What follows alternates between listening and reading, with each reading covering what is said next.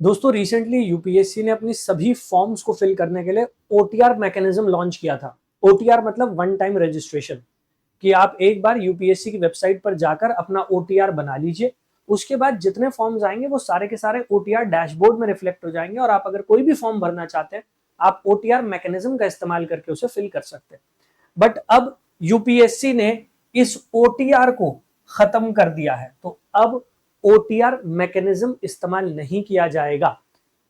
UPSC ने एक नया नोटिफिकेशन निकाला है जहां पर यूपीएससी की तरफ से ये इंफॉर्मेशन दी गई है कि अब आपको नए सिरे से अपने आप को यूपीएससी की वेबसाइट पर रजिस्टर करना पड़ेगा।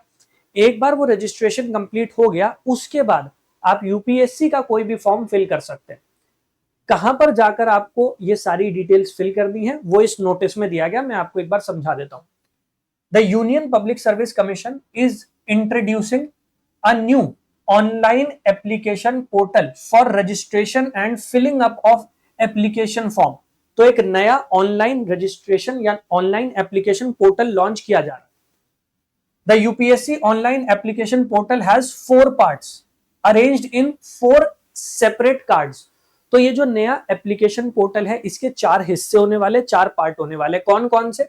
पहला है अकाउंट क्रिएशन, दूसरा होगा यूनिवर्सल रजिस्ट्रेशन और तीसरा होगा कॉमन एप्लीकेशन फॉर्म।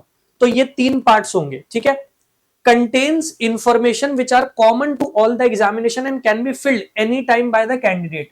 तो अब यूपीएससी ने आपको ये सहूलियत दे दी है कि आप जब चाहें तब इन तीनों पार्ट्स को फिल करके रख सकते हैं। जैसे ओटीआर के टाइम हुआ था, ओटीआर में पहले से ही आपसे डिटेल्स फिल करवा ली गई थी। अब आगे चलकर अगर आप कोई भी फॉर्म फिल करना चाहते हो तो आप ओटीआर का इस्तेमाल कर सकते हैं और उस फॉर्म को फिल कर सकते हैं। तो कुछ उसी तरीके से ये नया एप्लीकेशन पोर्टल डिजाइन किया गया है। यहां पर 3 जो पहले पार्ट्स है, अकाउंट क्रिएशन, यूनिवर्सल रजिस्ट्रेशन और कॉमन एप्लीकेशन फॉर्म, आप कभी भी जब चाहें तब इसको फिल कर सकते हैं। फिल कैसे करना है ये भी अभी समझ लेंगे। The fourth part that is examination contains examination notices, examination application and application status। तो ये जो चौथा पार्ट होगा यहां पर जो एक्टिव एग्जाम होंगे वो रिफ्लेक्ट हुआ करेंगे और आपको अगर किसी भी एग्जाम में अप्लाई करना है तो आप इस चौथे सेक्शन का इस्तेमाल करके, जिसका नाम होगा एग्जामिनेशन, आप इसका इस्तेमाल करके अपनी एप्लीकेशन फिल कर पाएंगे और एप्लीकेशन का स्टेटस जो है वो फाइंड आउट कर पाएंगे। This arrangement will facilitate candidates to fill up first 3 parts anytime and keep ready for applying to any UPSC examination. तो पहले क्या हुआ करता था, हर फॉर्म के साथ पूरी डिटेल्स आपको दोबारा से फिल करनी पड़ती थी, बट ओटीआर मैकेनिज्म में वो हैसल खत्म कर दी गई थी। कुछ उसी तरीके से अब एक नया प्लेटफॉर्म लॉन्च कर दिया गया। ओटीआर को खत्म कर दिया जाएगा, वो वाइप आउट हो जाएगा। ओटीआर के थ्रू अब फॉर्म्स नहीं फिल होंगे। अब इस नए एप्लीकेशन पोर्टल के थ्रू ही आप फॉर्म फिल कर पाएंगे। अब ये नया एप्लीकेशन पोर्टल कहां पर है? तो यूपीएससी ने बताया कि all applicants are required to fill up the application and upload their document in the newly introduced portal afresh by using the website upsconline.nic.in। तो वेबसाइट है upsconline.nic.in। ये है बच्चों वेबसाइट। आपको इस वेबसाइट पर जाना है। आपको पहले 3 पार्ट्स जो हैं इस वेबसाइट पर, पहले 3 पार्ट्स का मतलब क्या हो गया? अकाउंट क्रिएशन, यूनिवर्सल रजिस्ट्रेशन और कॉमन एप्लीकेशन फॉर्म। ये 3 पहले पार्ट्स हैं, ये 3 पहले हिस्से हैं। आपको इन 3 पहले पार्ट्स को, 3 पहले हिस्सों को फिल करके रखना है। ऑलरेडी आप फिल कर सकते हैं, जब चाहें तब आप फिल कर सकते हैं। और उसके बाद जो चौथा पार्ट होगा एग्जामिनेशन वाला, जो आपके एक्टिव एग्जाम्स होंगे वो यहां रिफ्लेक्ट होंगे। तो जब भी आपको यूपीएससी का कोई भी एग्जाम फिल करना होगा आपको सिर्फ इस एप्लीकेशन पोर्टल पर लॉगिन करना है अपनी डिटेल्स के थ्रू और एग्जामिनेशन वाले सेक्शन में जाना है और उसके थ्रू आप कोई भी फॉर्म फिल कर पाएंगे जो यूपीएससी रिलीज करती है। आपको फिल कहां करनी है डिटेल्स? upsconline.nic.in। ये वीडियो बनाते हुए मैंने एक बार कोशिश की थी इस वेबसाइट को विजिट करने की, upsconline.nic.in, बट अनफॉर्चुनेटली ये वेबसाइट अभी मेंटेनेंस के अंडर है और शाम के 3:30 बजे के बाद ये एक्टिव हो जाएगी। तो आप आज शाम 3:30 बजे के बाद विजिट कर सकते हैं इस वेबसाइट को और वहां पर अपनी डिटेल्स फिल कर सकते हैं। तो याद रखिएगा जितने भी फॉर्म अब फिल होंगे वो सारे के सारे इसी वेबसाइट का इस्तेमाल करके, इसी पोर्टल का इस्तेमाल करके फिल किए जाएंगे। ओटीआर के थ्रू अब कोई फॉर्म फिल नहीं होगा। अब यहां पर यूपीएससी ने कुछ और गाइडलाइंस भी आपको दी है, वो भी समझ लेते हैं। Detailed instructions are available on the home page as well as all profiles modules to guide the candidate for filling up the application and upload the document। तो जब आप इस वेबसाइट को विजिट करेंगे तो इसके फ्रंट पेज पर ही आपको एप्लीकेशन पोर्टल को कैसे फिल करना है उससे रिलेटेड डिटेल्स मिल जाएंगी। आप उन डिटेल्स को पढ़ सकते हैं और उसके थ्रू आपको वो गाइडेंस प्रोवाइड कर दी जाएगी कि आपको कैसे उस एप्लीकेशन पोर्टल को फिल करना है। इसके साथ साथ एप्लीकेशन पोर्टल पर आपको अपनी आइडेंटिटी वेरीफाई करनी पड़ेगी। अब आइडेंटिटी वेरिफिकेशन के लिए जो डॉक्यूमेंट इस्तेमाल करना है, यूपीएससी ने कहा है वो डॉक्यूमेंट होना चाहिए आपका आधार।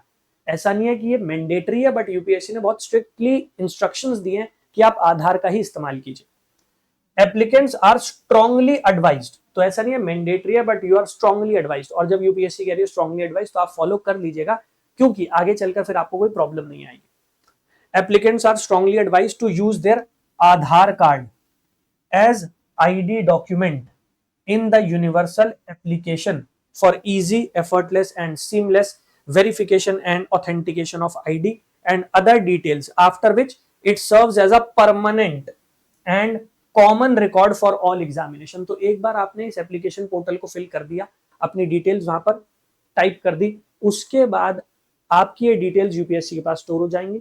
दोबारा आपको फिल नहीं करना पड़ेगा, तो ये परमानेंट और कॉमन रिकॉर्ड बन जाएगा सभी एग्जामिनेशन के लिए। आपके एग्जाम फॉर्म में जो आपकी बेसिक डिटेल्स है वो वहीं से फिल कर दी जाएंगी। आधार का इस्तेमाल कीजिएगा, यूपीएससी ने क्लियरली कहा है कि भाई आधार का इस्तेमाल करेंगे तो वो ज्यादा बेटर है।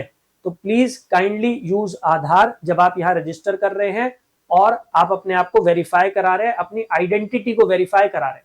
इसके साथ साथ पिछली बार जब बच्चों ने ओटीआर बनाया था तो वहां पर बहुत सारी मिस्टेक्स कर दी थी, नाम में मिस्टेक कर दी थी, आपकी जो क्वालिफिकेशन है उसमें मिस्टेक कर दी थी। वो मिस्टेक्स मत करना, क्योंकि एक बार रजिस्ट्रेशन हो जाता है फिर वो चीजें बदल ही नहीं जाती, फिर आपको प्रॉब्लम्स आती है, फिर आप यूपीएससी के पीछे भागते हो, वहां से रिप्लाई आपको मिलता नहीं। तो काइंडली इंश्योर, आराम से बैठकर तसल्ली से इस एप्लीकेशन पोर्टल को फिल कीजिए, अपनी डिटेल्स को फिल कीजिए, कोई मिस्टेक मत कीजिएगा, क्योंकि मिस्टेक हुई तो आगे चल के फिर प्रॉब्लम्स आएंगी। ऑलराइट, ये तो मैंने आपको समझा दिया कि भाई क्या चेंजेस आए हैं, कैसे आपको फिल करना, वो सारी बातें। अब यूपीएससी की तैयारी अगर आप कर रहे हैं तो उसके बारे में भी कुछ डिटेल्स आपको बता देता हूं। आप मेरे साथ जुड़ सकते हैं टेलीग्राम चैनल पर, मेरी पर्सनल आईडी पर, और अपनी यूपीएससी की जर्नी में आगे बढ़ सकते हैं। सुबह 8 बजे 8 AM करंट अफेयर्स की क्लास होती है, और ये करंट अफेयर्स की क्लास जो है इसमें मैं द हिंदू कवर करा रहा हूं, द हिंदू। तो वो द हिंदू जो है वो यहां से आपका कवर हो जाएगा। इसके साथ साथ 12 बजे 12 PM पॉलिटी की क्लास हो रही है, और पॉलिटी की क्लास में बिल्कुल बेसिक से हमने शुरुआत की है, तो वहां पर भी आप मेरे साथ जुड़ सकते हैं। चैनल पर नए हैं तो चैनल को सब्सक्राइब जरूर कर लीजिएगा। और मैं आपको टेलीग्राम चैनल भी बता देता हूं, तो टेलीग्राम चैनल है मेंस आंसर राइटिंग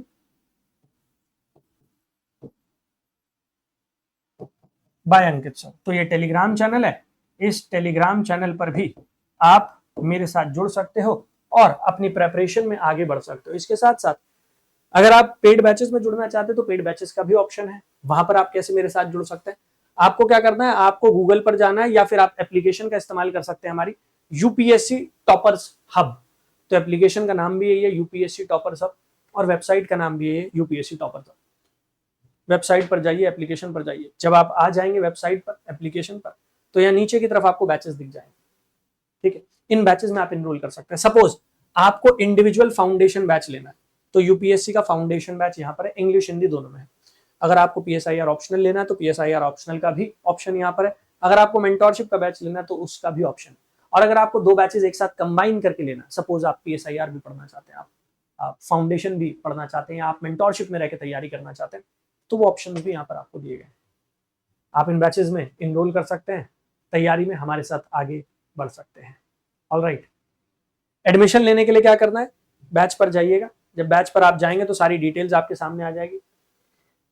यहाँ इनरोल नाउ का ऑप्शन है, यहाँ पर जाइएगा। जब आप इनरोल नाउ के ऑप्शन पर जाएंगे तो यहाँ पर आपसे मोबाइल नंबर और पासवर्ड आपका मांगेगा, लेकिन ये उनके लिए जो ऑलरेडी रजिस्टर कर चुके हैं। अगर आपने अभी तक रजिस्टर नहीं किया है तो साइन अप पर जाइएगा और रजिस्टर कर लीजिएगा। जब आप रजिस्टर कर लेंगे तभी आप ये सारी डिटेल्स एक्सेस कर पाएंगे, बैचेस में इनरोल कर पाएंगे और अपनी तैयारी में हमारे साथ आगे बढ़ पाएंगे।